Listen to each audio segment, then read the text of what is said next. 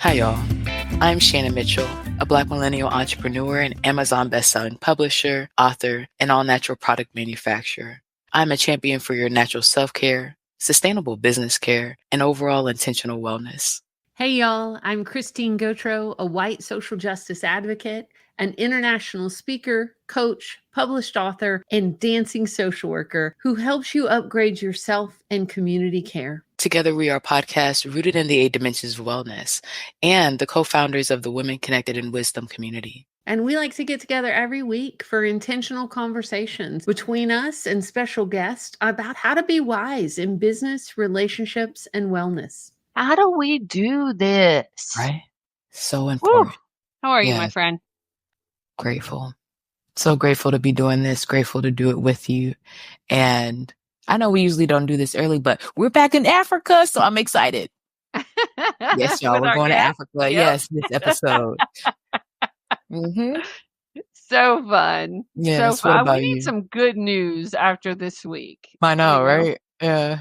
It's been since the last time that we've been on air. I managed to take myself out with a small back injury.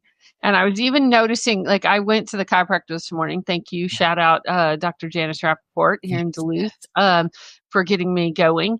But I noticed as I was dancing in, I'm like, not quite back to where I need to be yet. So I'm No. needing to be really gentle with myself. And yeah. And, as most of our listeners will know, because they know we talk about stuff like this, this week in the United States has been pretty intense if you're paying attention at all. So really just taking a lot of deep breaths, really reminding myself of my center and my core, and doubling down on practices that keep me centered and grounded. So then I can take action and do the steps that I need to do. What about you? Yeah, you talking about dancing, and I was looking at this bandage, y'all. If you're watching, you see this wrap on this finger. I have been working in the kitchen. I've been a kitchen manager for what, like 9 years now, and I have never cut myself like this at work. Oh, And so I'm to so get her, sorry. I know, thank you. It is crazy, but thankfully, we had the oil, we had the shea butter, was able to go to the hospital. The work insurance was able to take care of it. So grateful for everything being covered and just patience, patience to heal. And like you said, today we're talking about belonging and finding communities of meaning, and when I think about social media and different posts and things that you see, I definitely take a deep breath, try to navigate it with curiosity, like we talk about. The headlines might be more dramatic than it is, but it's still a dramatic story, and just working on paying attention and being rooted in really healthy communities like Women Connected in Wisdom, like our groups and different loved ones and friends that I have and, different facets. Has been amazing for my psychological safety. Right. I was having this conversation today actually because somebody said there's so much chaos and confusion. How do we know the truth? Yeah. And I think this is really important, especially for our podcast and who we are and how we live our lives. It's about connections. So yes, I see one thing on the news, but I literally have people that I know that work in those organizations that when you ask a question can tell you what's truly going on the ground floor.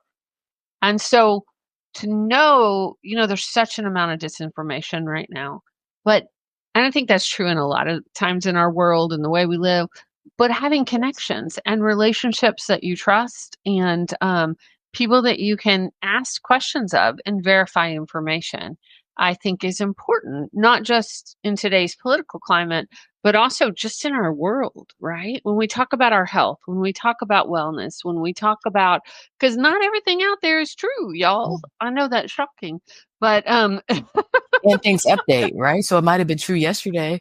What about today? What about after the memo? Is it still true, right? Yeah. It is. And if somebody was lying and changed the story or walked it back, what is true now? Right. Especially when it feels like so many people are under attack or groups are under attack. Like we wrote about this in Still Point, the book that I wrote co-authored with Sheila K. Collins. There's Yes. a book in there, and it was about workplaces, actually. Mm, There's a chapter in there about self-care when you're in a war zone. mm, And it was the analogy of how do you take care of yourself when you're under attack? And we revisited that in our class this week a little bit mm. and really went back to the basics of Yes. the 5 skills of self-care. So I Yes. just want to read them real quick to Thank you. revisit with our listeners because I have to remind myself, and y'all, I helped write it, but it's one of those things. It's a good thing to revisit. So this is coming from the book Still Point, a self-care playbook for caregivers to find ease and time to breathe and reclaim joy. And just a quick reminder, the 5 skills of self-care.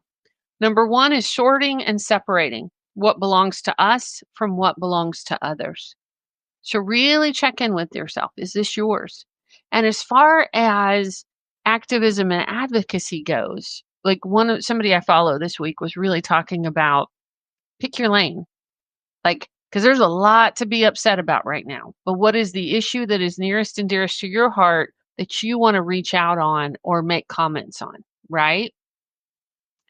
So I was talking to a friend about this, and my advice on that is reach out your hands and who in your family, who in your neighborhood, who of your friends and your loved ones are most affected right now. If you don't already know what your issue is, you may already know your issue. But if not, check in with your loved ones. Because Yes. if you're paying attention, one of them are being affected right now. Yes. Number 2, letting go and surrendering and learning when and how to do this. So there are some things we can control, and there are some things that we can't control. One of the things a lot of my friends and I have been talking about is our social media consumption and our news consumption. That we do want to check in, but we can't control all of it, or when, we can control when our notices come in or our settings come in. We still want to check in, but we want to check in when we can regulate our nervous systems. Mhm. Number 3, building and using partnership power to get help from others. Yeah, we do this every week and we talk about it every week. And Yeah. you're not alone. There's Mhm. there's organizations that you may want to look to give your money because they already have lawyers that are going to defend and fight for the issue that you're involved in. Mm. Number 4, stepping back to see the big picture and relationship between the parts. Check your history, y'all. Like when we talk about stepping back, and our guest today, we're going to talk a little bit about this because she's lived through some of this. Yes. And it's like, look at the big picture, the relationship, and then you can, check in from there. And number 5, exercising choice by saying no and yes. And we were laughing at class on Tuesday because we were like, yeah, it may be an expletive no, Right. but that we are allowed to say no to some things. So we then can say yes to what brings us health and joy and justice and freedom and liberation and Mhm. all the things. Yes. So, So important. And even the title of the book, I usually slow down when I read it, mm-hmm, find breath, joy. mm-hmm, Right. That's important. And then I think about everything inside. So thank you so much for that. yeah. So before we go on, what's been bringing you joy this week? Joy this week. Hmm. It's been thinking about volume 3. Mhm. Oh, Thinking about you just talked about what can you control and what are you working on, right? right. For me, what I think about is what we've been talking about in the books. I want women to be very well taken care of, right? Just not because women are important, but because when the women are taken care of, the men are taken care of, families are taken care of, everybody included, right? And a lot of times we neglect our own needs, or we might not be connected to the resources. We might not know somebody who can get us connected. That's what I'm writing about next year, right? Not personally knowing an oncologist when my dad got diagnosed with cancer. And so that's what I'm passionate about, helping people Mm-hmm. continue to uplift their voices, getting their stories out there, helping them get paid for it, right? Us making more money, us building this entrepreneurial journey and collaborating across the businesses that we have around the world. And that's been sparking a lot of joy as we get ready to do this launch and invite everybody. I love, yeah. Yeah. What Thank about you for you? sharing. Oh, mine is so trivial compared to yours. Okay, what's yours? That's okay. I was telling you about it That's earlier. okay. But, today is Lunar New Year, Yes, it the is. year of the wood snake. And Yes. on Google, it popped up with Mhm. there's always a new art or a new image. And this one was the image of the snake. And I pressed on it to see, because often they give like educational info, or they give the history, or it'll take, I always am wanting to learn more. Well, Yeah. today I clicked on it and it sent me to the game where you just played this little computer game with a The snake. snake And game. every time that the snake, and it was with your up, down, side, side. So when I had Mhm. breaks this morning between meetings, I would do this little game. And when the snake would hit the wall, it made this little funny face. And I don't know why I thought it was so funny. But you know how some things just tickle you and you're Yep. like, okay, wow, that was an unexpected laugh. So I Mhm. did it again. Yeah. Yep.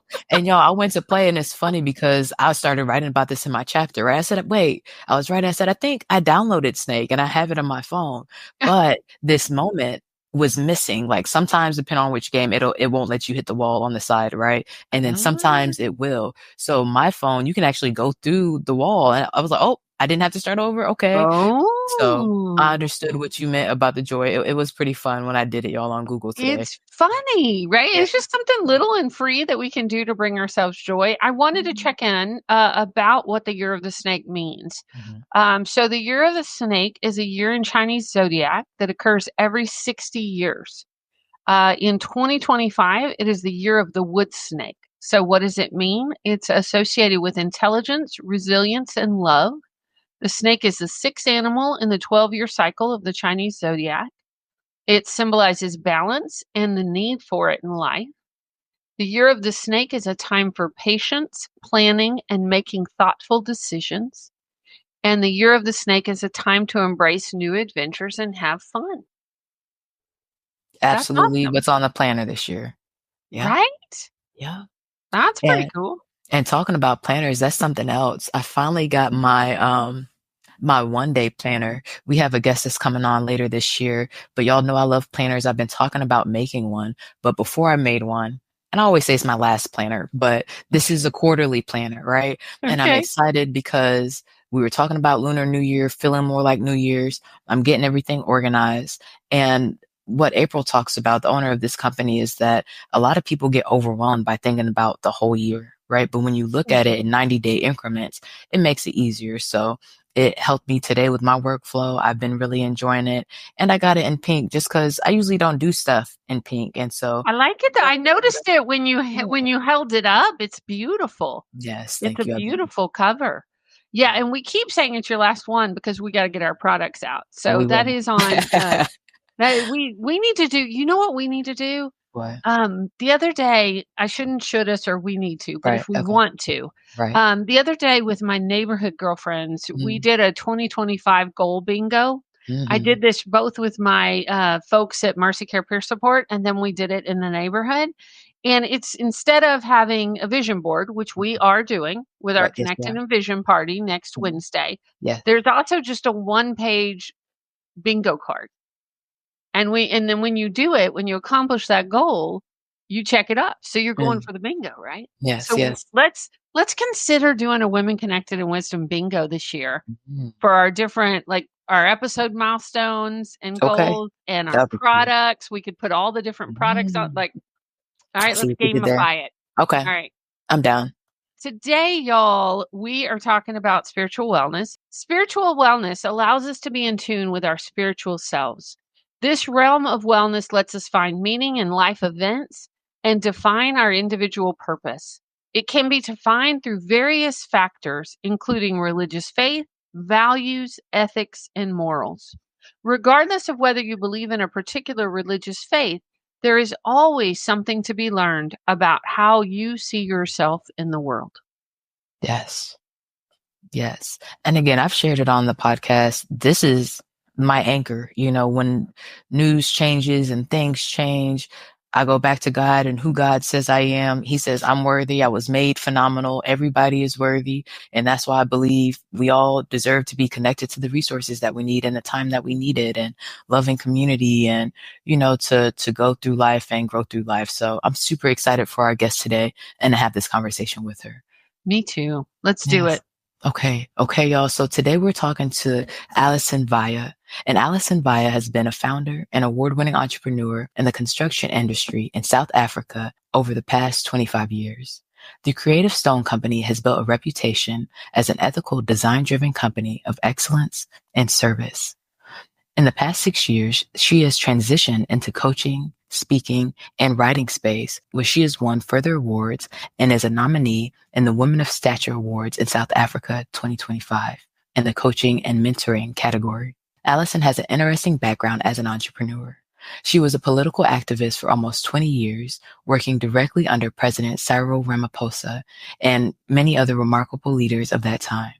Since its launch in August 2024, Alison's memoir, Belonging, Finding Tribes of Meaning, has been met with critical acclaim, having been featured in 10 global publications and 25 articles published in South Africa. What sets Alison apart is her vulnerable tone as a profound storyteller. She is known as a soul speaker and a thought leader on identity intelligence, using her voice as one of reconciliation, hope, and healing. Help us welcome to the stage, Alison Weihe. Hi, Alison. So wonderful to be with you. We are so glad you're here. Yes. And for our listeners that are in the States, we just want to let you know, Alison, it's past midnight at her time. So thank you so much, Alison, for taking the time and being with us. We are so excited to have this conversation today. I am too. So when I read your bio for the first time, Alison, I was really interested in this identity intelligence. Can we start there? Can you tell our listeners what that is and what it means to you to be a vulnerable storyteller and how you got there? Yeah. I think the reason why I became so passionate about what I call identity intelligence is because it took so long for me to truly find my identity, the reason why I came to Earth. And growing up, I was shy, vulnerable, plump, spotty one in a sporty family. And then as a political activist, I wanted to change the world, but I wanted to be invisible. I wasn't in the front line marching. I was the quiet backbencher. I did do union education, but I was the quiet. I didn't want to be in the forefront. I didn't want to be visible. I was shy. And then as an entrepreneur, for 20 years as the public face of the company, I still battled imposter syndrome, even though I'd won awards, been featured on television, radio, entrepreneur magazines, but I still felt incongruent. And it's only when I became a vulnerable storyteller as a speaker and a writer, and even in my coaching, that I truly felt whole. This was who I was meant to be. This is the voice that God planted in me for a reason. And suddenly my whole story of my life started to make sense. And that's why I became so passionate about what I call identity intelligence, because Howard Gardner talks about multiple intelligences, but very few people have actually unpacked identity intelligence. There's EQ, there's IQ, there's other forms of, and I started to study global leaders that had such a strong sense of a transcendent mission. And that's what led to my exploration along this journey. It's my lived passion because of where I've come from. Beautiful. Transcendent. I like when you said that. That makes sense. So can you tell us more about how you came from this shy person who didn't want to be in the front to social activism and now helping your clients in the way that you do with their own identity? Well, I think it's because I can stand on stage and speak in such a vulnerable tone and tell my story from a deep space that allows others the courage to know that it's never too late to change your life. It's never too late to change your identity. And so I hope that I help in that way, because my book, Belonging, is not a how-to book. It's not a policies, procedures, theories. Right. It's a lived journey of my unfolding, finding my voice so that I could serve others. So important. And I think in some way, shape, or form, we all have that journey, right? Of this is who I am. This is where I find myself. This is who I find myself around. And now who do I want to be? So when you're talking through how to find a tribe, how to find your community, what are things that you tell people to look for a healthy community that can effectively support them? Well, that I think is where my courage came from. I only really started claiming my voice at 60 years old. It's a 6-year journey. Wow. And in the beginning, it was tentative. And I remember attending a global summit where global storytellers really whispered in my soul, Ali, I think you have a story to tell. If you have the courage to tell it in the right way, in a way that I've planted so it can be the most powerful, evocative story. But really what gave me courage was I came back from I went to 2 global summits, and global storytellers were the ones that really sparked something in me more than the how-to speakers. And I came back to South Africa and I'd written a poem called Coming Home. And it was published on a global website. And it was about getting off the constant arena of being a spectator, a self-help junkie for 30 years, always a spectator. And it was about coming home to make a difference in my country. And the poem was called Coming Home. And a friend of mine heard me speak at the 20th celebration of our company as an entrepreneur. And she's quite a persuasive woman. She speaks on resilience for a good reason. And she said, Ali, you coming with me to the Speakers Association. And there I was being marched off to the Speakers Association. And I entered the building that night. It was 4 years ago. And there was a banner that had a whole lot of hashtags. It was co-collaborate, amaze, co-create, amazing. There were several collaboration. And the last hashtag said, come home. And that's how I came home to my voice, with the courage of people that were my curators of my courage. I would not be sitting here tonight talking to you at midnight if that community had not given me so much courage, so much passion, so much mentoring. They shaped my journey, just as my political activism shaped my values and my conscious leadership and my entrepreneurial style. So that community has shaped my voice. And so that is my message to your community. Find people that shape your courage, that see something in you that you never could see in yourself, because they are creating the first future vision of who you can be. And then you start stepping into it.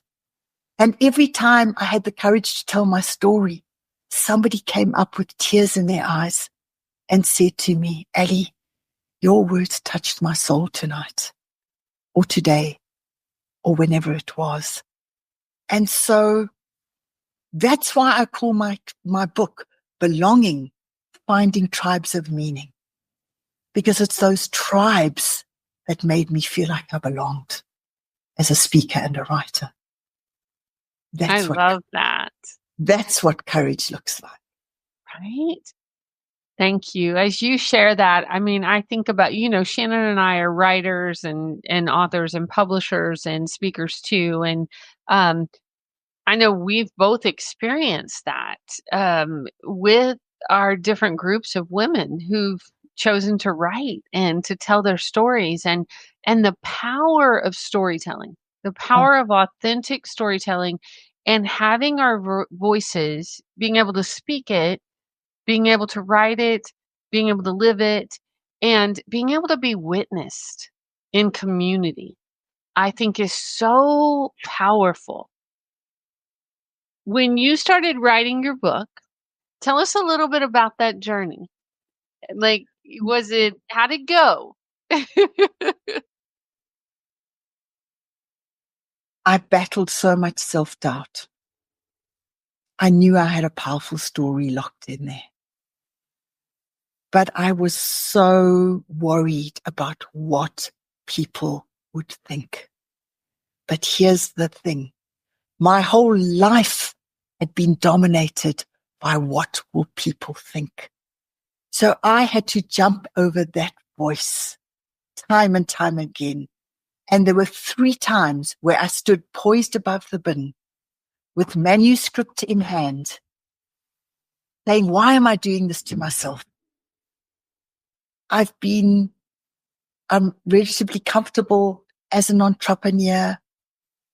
I've lived a full and happy life. Feel like I'm finally more whole.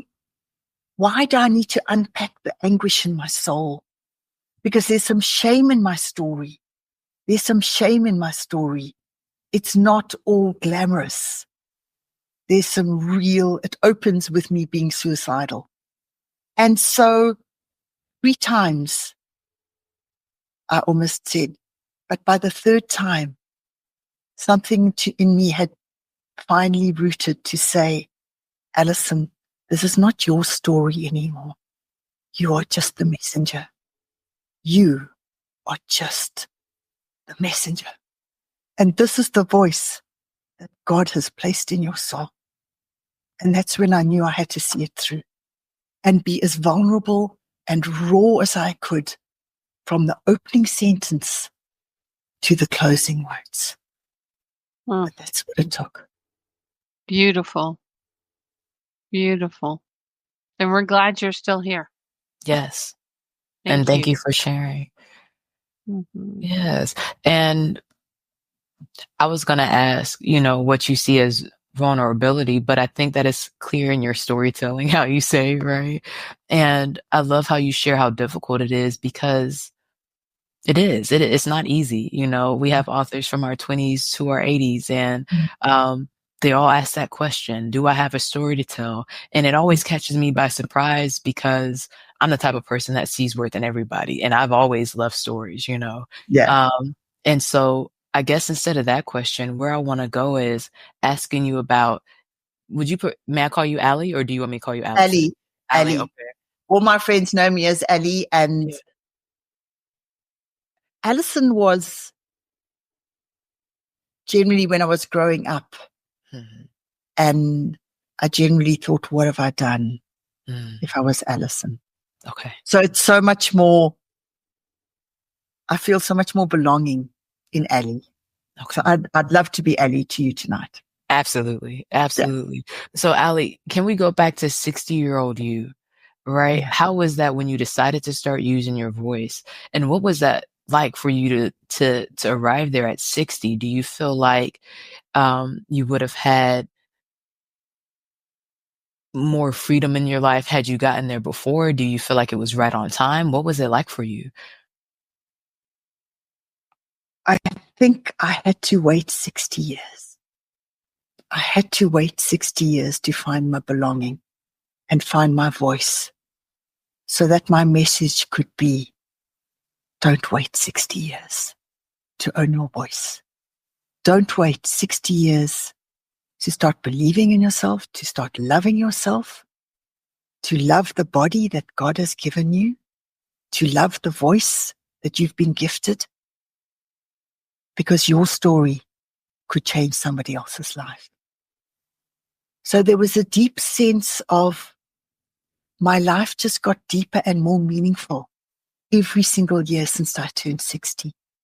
I feel like I look younger 6 years in than I did at 60. I can track photographs. I don't weigh myself. I'm only active. But because I live such an intentional life of contribution and legacy, it allows me to wake up every morning with the most incredible team that I work with, who are so soul aligned. I mean, my one assistant just wrote me the most incredible message tonight. And so, hey, y'all, this is a great place to take a break, take a deep breath, and hear from our awesome sponsors that make Women Connected in Wisdom podcast possible.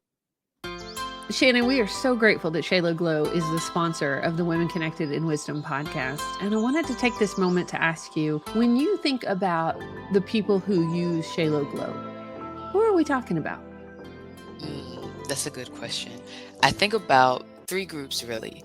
One, the group that's removing hair, right? So whether you're using laser hair removal, waxing, shaving, you got to make sure that you're putting back what you're taking out. The second group, I think about those with dry skin and the problems that might cause, right? The scars, itching, burning, whatever the situation is, you definitely need all 3 steps, right? The exfoliation, making sure you're taking the dead skin cells off, the oil, putting in the moisture, and then the shea butter with the aloe, sealing it, helping you heal. Those things help both groups, right? And third, for the third group is those with chronic illness. You know, the story is personally from cancer and different diseases that our population is dealing with on a daily basis throughout families as individuals. So I'm thinking about my mom and my grandmother and those around me with the same generational ties, right? And what positive, healthy habits we can start to make sure that we're maintaining our wellness, especially because the skin is like the cape, the exterior, the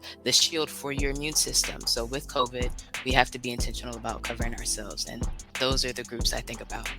I love it. And you know what else I love about your product? It's all natural, handmade, and it smells great, y'all. So yes, yay. Tested. Yes, esthetician tested and approved. Yes. What about you? When you think about your company, what groups of people do you think about? Well, you know, I work with individual coaching clients. I work in community classes and with corporate teams. And with all of them, I use a strength-based, embodied approach to help folks connect with themselves and access joy, reduce burnout, and build resilience. You know, especially during these times, I think we need it. I think we need all the hashtag partnership power we can get. Yes.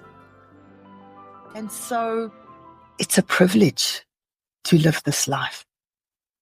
It's a life of conscious leadership and contribution and legacy.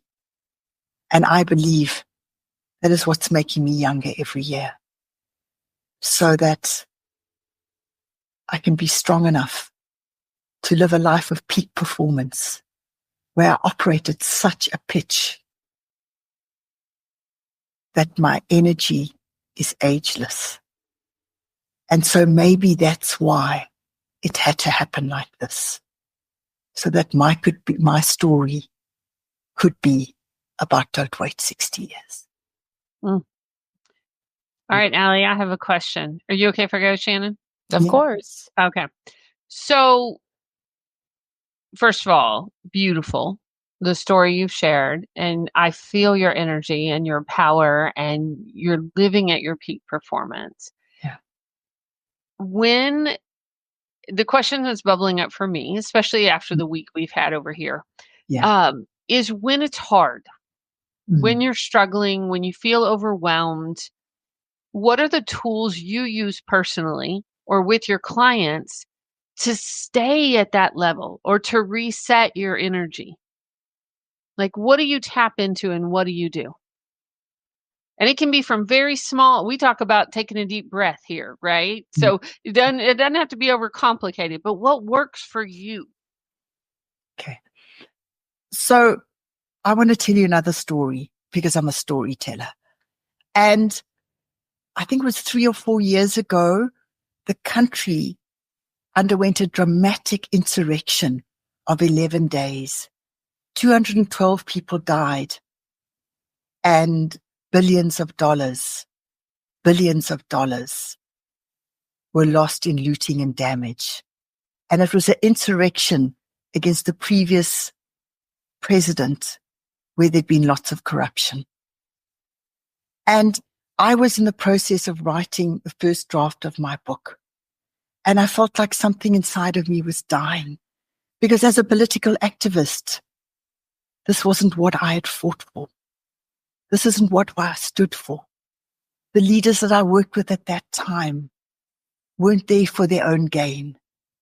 The legacy of Mandela had been so eroded. And I remember, and that's why I want to tell you that story, because I think it captures the spirit of the enormity of the trauma and the anguish and the unknowingness. And I didn't know where the country was going to. It looked like the whole country was going to be up in flames. They managed to put the insurrection to bed and managed to then weather the storm. There's some factories still burnt there. There's some things that have never recovered. But I had to dig deep to say that I cannot let that affect my voice, my hope, my role in this country of South Africa. And so I had to say, and it wasn't easy, because that fear of the unknown was so devastating. It wasn't about my family. It wasn't about me. It was about our country. Cry the beloved country was the voice in my soul for those 11 days. And so I had to dig deep and say, what can I do to keep myself in that transcendent space where my voice still matters? In fact, maybe it matters more than ever before. But how can I keep whole so that my voice can be one of hope and healing in the midst of despair, anguish, and unknowingness? And so the things you said at the start of the podcast, Christine, about what's yours and what's not yours, what's letting go, what's surrendering. How do we control our consumption? Because if you're going on the news, I remember at one stage, I got myself into such a spin because I was listening to every single inch of the unfolding drama, and it was literally suffusing my neurochemistry so that I became so paralyzed that I couldn't even think straight. And so how do we, in that devastating environment, create some partnership of power? And the partnership of power is being with communities that hold your space, that hold your hand, that are with you on this journey, that make you feel less alone, and above all, make you feel like your voice still matters. And that's why I wanted to tell you that story. Thank you. That just totally affirmed the work we do in the world. I don't know, for me, Shannon, what about you? You know where I live with it. We were already having this conversation, and what I wrote was hashtag voice of hope and healing, and how do you keep whole and all those things. Absolutely. That's what Christine and I, we do as individuals. That's why we saw that we were aligned before we started working together. And it's been a joy to build that, in different ways in the state, across the country, around the world, for women who have amazing stories, but question that. Again, it's surprising to me, but it makes sense in the environment that we live in. So, and the systems are built that way. The systems have been built for hundreds of years to suppress women's voices and to suppress women. And so to be able to say, yes, and there are communities that will hold you. There are communities that will amplify your voice. There are communities that want to hear your story and lift it up. And the number of female authors are growing. It's still not equal, but it is growing worldwide, which is exciting. And I think, I think And those even connections. writers, Oh, yeah. even writers. Last year, I think it was last year or the year before, doing research on the different percentage of writers in certain races, and Black writers is at the bottom, so us uplifting marginalized voices is Yeah. one of my favorite parts of it, And Ali, that's why I love you sharing your story, because I think it's so, I won't say it's easy, but what I hear from you ladies is that you're written off a lot because people think that your life is easy. They think that it's perfect, an ethnically white woman growing up in South Africa, that is where we go with the story, but you saying that you felt like you had imposter syndrome, you were shy, you didn't want your voice to be heard, all these things, you weren't completely whole.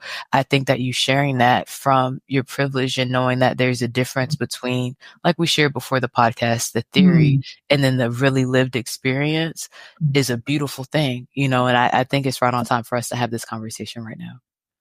Before we jump, I wanted to put in some statistics because y'all know I'm a data nerd. Let's do it. So currently, statistics about writers is that the gender it's pretty split evenly, but actually, people who identify as female are currently 50.5% of the writers and 49.5% male. But ethnicity, and I remember us talking about this a year or two ago, Shannon, and it's still so shocking to me. 75.6% identify as white, 7.6% identify as Hispanic or Latino, only 5.9% identify as Black or African American. And a small percentage of that is from Women Connecting in Wisdom. I can guarantee you. It's going to be a bigger percentage. We're going to get it up. Okay. Who is this company? Yes, it's us, Connected in Wisdom Press. Okay. Yes. So thank you so much for being bold enough to share, saying yes to the bravery of being a vulnerable storyteller, Ali, because you didn't have to. Like you said, I was comfortable. I had a happy, full life, but it's what you're talking about on the inside, right? That what came up for me, it sounded like baggage, right? The weight of it. I could feel the weight of it when you said the story. And I'm so glad that you put that down so that you can be free and live this life with the energy and the passion that you have for everything that you do on a daily basis. Yes. So let's I see. wanted to clarify, y'all, those statistics were from the United States.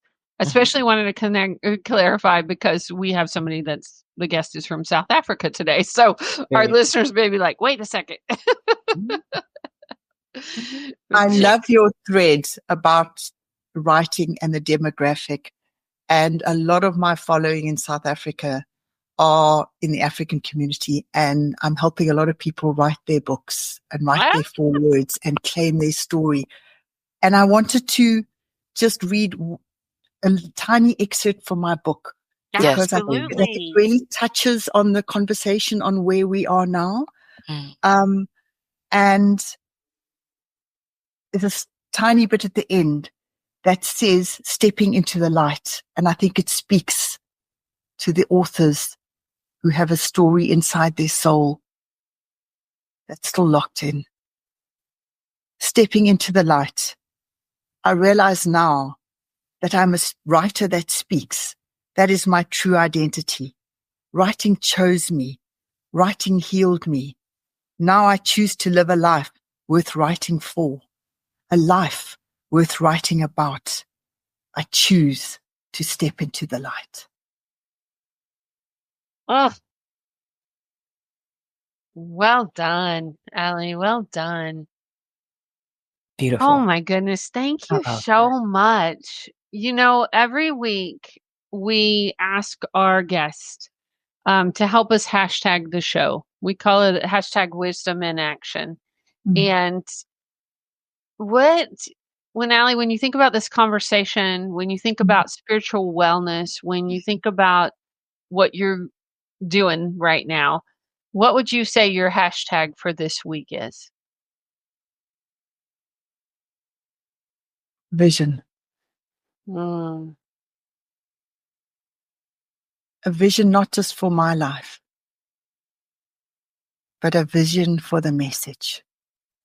A vision for the message of belonging to really go global. Because it's not about me. It's about the power of words to heal. and the power of words to inspire. And last weekend, I did a powerful summit with my business partner in my one collaborative company, Jabuzwani.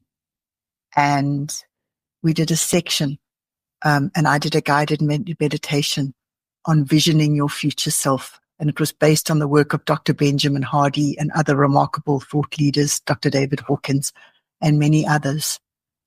And it was really about when you 10x your vision, you do things differently because your path is no longer linear. It's exponential. So my being on your podcast this evening at midnight is part of my exponential vision that God has planted in my soul. And thank you for being the journeyers of that vision. Absolutely. You're very most welcome. Yes. And what about you? What's your hashtag this week? I will say hashtag voice of hope and healing, right? Because Allie, when you say exponential, we've said that so many times, and it's definitely something that I'm passionate about with Women Connected and Wisdom and how it ties into my purpose. And I say hope and healing, not because I am the healer, not because I am the hope, but because our voices and the voices that we uplift help get people there. And when it ties into spiritual wellness, that's what I'm intentional about holding on to as I stay intentional about being centered and grounded on a everyday basis. Yes. What about you, Christine? Thank you. What's your wisdom in action? I think mine is going to be hashtag curate courage. As we're launching volume 3, and we will be shepherding a new group of authors through our process and through writing their stories, their authentic stories that are rooted in wellness and authenticity. Yes. You know, I loved you said that earlier, Allie, about you curate courage, and I really that. I don't know, something when you said it, I just felt alive, and I was like, okay, that one's going to be my hashtag this week, but I may have to put that up in my office. I was about to say, that sounds like a year slogan. NSSC, that fits. That's yours. Right? Yeah. It's really good. I love it. Okay, Allie. So we have your website here. Please tell our listeners where they can find you, how they can stay connected, and be part of your tribe. Yeah. I'm just upgrading my website at the moment, and my wonderful team have just developed a wonderful, it's going to go live in a few days. And so, yes, on my website, there are events, future events. There's a free gift for your listeners to download a little e-booklet on first impressions from a spiritual perspective and the power of first impressions, which I learned from through political activism to entrepreneurship to speaking and writing. Yes. You can get me on LinkedIn. My book is available on Amazon. I'm on Facebook and I'm Instagram. I'm on TikTok. I'm growing more of a community on TikTok. So I'm literally on all platforms because I didn't think my voice mattered. And every time I do a reel, I get like 23 followers just from a reel. And then I think, well, my voice must be striking a chord. So I would love people to join me on this journey of visioning a way forward, to be a voice of hope and healing, and to curate courage. Beautiful. Thank you so much, Alison. Thanks for being with us. We hope you rest well tonight. Yes. And yeah, we appreciate your time, and we are just so grateful to be connected to you. And I'm super proud of you. Super proud of you. Wonderful. Yes. Wonderful. Yeah. And make sure that we stay connected on socials. We'll connect with you on socials, and we'll put all of this in your show notes. So our listeners, even if they're, driving now and want to listen later, they can find it on our website, and they'll be able to connect with you. So grateful to know you and be connected.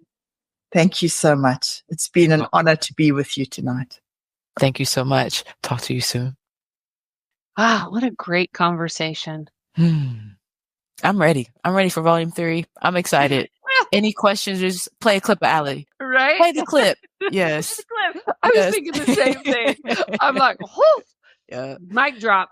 Yeah. No, really. Every time. I was thinking mic drop too. So, Allie, That thank you was so fabulous. much. Yes. And it's so Anything our important. listeners need to know before we close out episode 181? Yes. So, y'all, we talked about it earlier. We have our 3rd annual Connected in Vision Party. It's going to be a virtual vision board party. We'll walk through the 8 dimensions of wellness, right? And we'll lay out, what do you see for yourself this year? That's going to be next Wednesday, February 5th.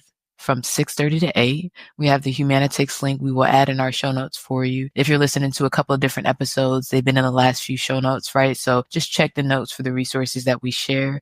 And as we said, volume 3, before we were given a little taster, right? We talked about tasters last week. And so the doors are about to open, y'all. So if you want to be one of the 24, or you know somebody who would be an amazing guest expert for our book signings, for the different things that we have coming up for our cohort, go ahead and get them connected. Christine, where should they go? Where do we want to send everybody for the email? Well, you know what I was thinking is if you are a subscriber to our newsletter, that's one way. But also, I'm going to go ahead and put the link in. I'm going to do a registration link for our Why Become an Author with Connected and Wisdom Press, and we'll put that in the show notes. That way, if folks really are interested, they can sign up for that call. They, of course, can reach out to us at Women Connected and Wisdom Podcast at gmail.com or Christine at womenconnectedandwisdom.com or Shannon at womenconnectedandwisdom.com if you have questions. And we actually, and you know what we could do? We've got a Calendly link for folks that are interested in having an author call with us. So we could put that in the show notes also. We'll make it easy for them. Yeah. Right? Yep. Yep. Send information, space to ask questions, space to get involved, and go ahead and get ready for the Why Be a Connected and Wisdom Press author and see our process. It sounds good. If it sparks joy for you and you want to do it, and if you're also like, oh, Christine, Shannon, I don't have 30 minutes, text us, email us, we'll send you the deets. If you're like, I got it, I know I want to do it, we can do it that way too. Right. Absolutely. Right? We'll take care of it. I was just thinking in my brain, if somebody were to say, hey, come jump on this hour call, part of me might be like, I understand that. It's fun. It's not a regular meeting. It's super fun. Not. I don't even consider them meetings. Talking about partnership power, you get connected to women all across this world. Yes. And one of the things, Shannon and I were talking about this, I don't know if we were talking about last podcast or behind the scenes or, one of my favorite joys through this process of the other books that we've done is when we see women that did not know each other before becoming a part of Women Connected in Wisdom, collaborating well beyond the time that they were in the book together or on the show or on this. It brings me such joy when in my socials I see those connections. It's like, there we go. It's all about connection and collaboration and partnership power. Makes me happy. Yeah, me too. Me too. Okay, guys. Well, thank you so much for joining us today as we talked about belonging, finding communities of meaning. I hope you enjoyed our time in South Africa today. We will be back live at 5, the same time next week. In the meantime, don't forget, be well, be wise, and be whole. We'll talk to you soon. Peace.